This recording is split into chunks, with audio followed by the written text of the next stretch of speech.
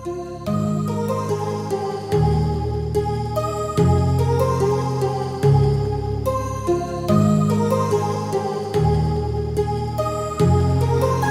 heart rages around like an ocean in my head because there are. Connaissez-vous la différence qui existe entre Blend pour Visual Studio et Visual Studio même? Eh bien, la différence n'est pas tout aussi, comment dire, tout aussi difficile que vous le pensez. Non, bien au contraire.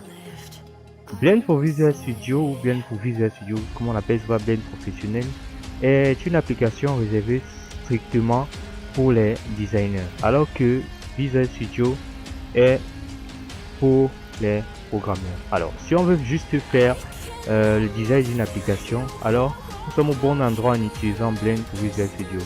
Mais si au contraire on veut une application avec des fonctionnalités un peu plus avancées, alors Visual Studio est plus approprié à notre besoin. Pour faire court, on va y aller déjà avec l'historique de Blend pour Visual Studio. On ne peut pas parler d'un logiciel comme vous le savez sur notre formation sans toutefois parler de l'historique de ce logiciel. Alors, Blend pour Visual Studio est apparu le 24 janvier 2007. Sa première sortie a été le 24 janvier 2007 et ça a été fait par Microsoft, tout comme Visual Studio est pour Microsoft. Déjà, on va prendre les points forts de Blend pour Visual Studio. Il prend en charge le développement d'applications web riches basées sur un navigateur Microsoft Silverlight, offrant des capacités d'animation, de graphique vectoriel, d'interactivité et de lecture vidéo.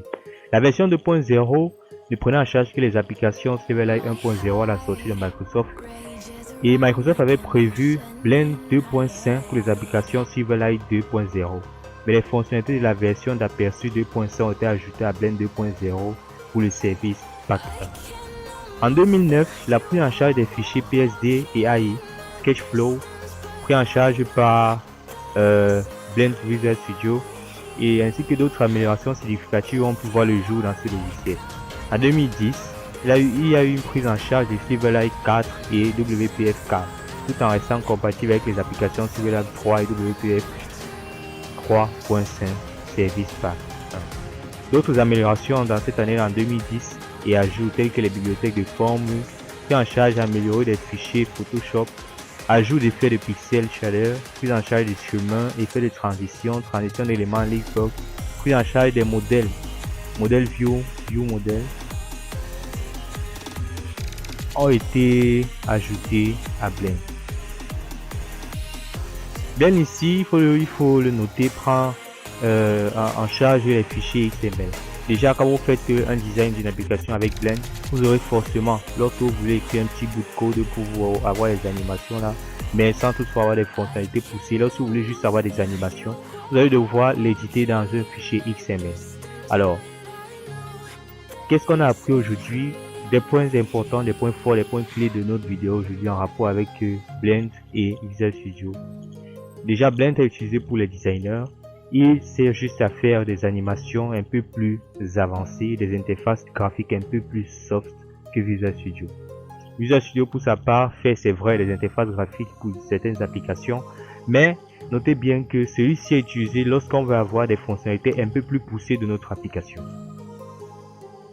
Alors, est-ce qu'on peut mélanger ces deux-là pour avoir quelque chose de beau? Est-ce qu'on peut utiliser par exemple Blend pour Visual Studio pour faire l'application, pour faire l'interface de notre application et utiliser Visual Studio pour faire le back-end de notre application ou le code de notre application avec certaines fonctionnalités? Eh bien, je dis oui. On peut, pour ceux qui veulent avoir un rendu top, un rendu magnifique, un rendu extra, vous pouvez utiliser les deux. Vous pouvez prendre Visual Blend pour faire votre design. Pour ceux qui connaissent un peu en design, qui utilisent Photoshop, Adobe Illustrator et d'autres logiciels de design, ils vont s'entendre, ils vont se retrouver dans le logiciel Blend parce que c'est un logiciel tellement pratique pour les interfaces. Je vous assure, c'est fait pour ça, c'est conçu pour ça, pour des interfaces. Vous allez faire tout type d'interface, vous allez vous-même être dépassé par ce que vous allez pouvoir faire. Visual Studio, quant à lui, lorsque vous avez fini votre interface avec Blend pour Visual Studio, vous pouvez maintenant ouvrir votre logiciel avec Visual Studio proprement dit. Vous allez voir votre interface. Tout ce que vous aurez à faire là-bas, c'est juste mettre le code en arrière-plan et hop, votre application sera lancée, votre application sera opérationnelle. Alors, je vous dis à bientôt. J'espère que cette vidéo vous a été très utile. N'hésitez pas à liker, vous abonner, commenter, partager notre contenu pour nous encourager. On se dit à bientôt pour une prochaine vidéo.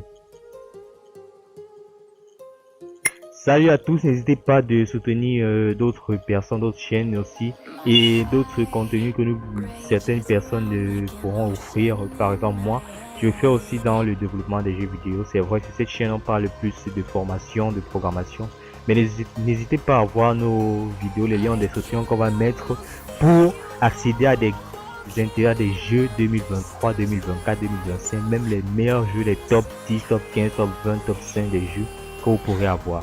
Alors je vais vous mettre un premier lien en description pour vous montrer déjà un super jeu, un jeu ouf comme on peut le dire. De 2023, le graphisme est bien, tout est là, ça répond aux fonctionnalités que vous voulez. N'hésitez pas à cliquer sur le lien en description dans la vidéo pour pouvoir lancer votre vidéo et voir en fait de quoi il s'agit, de quel jeu il s'agit. Je vous mets l'eau à la bouche. Le jeu s'appelle Black Desert. Allez, à plus, peace out.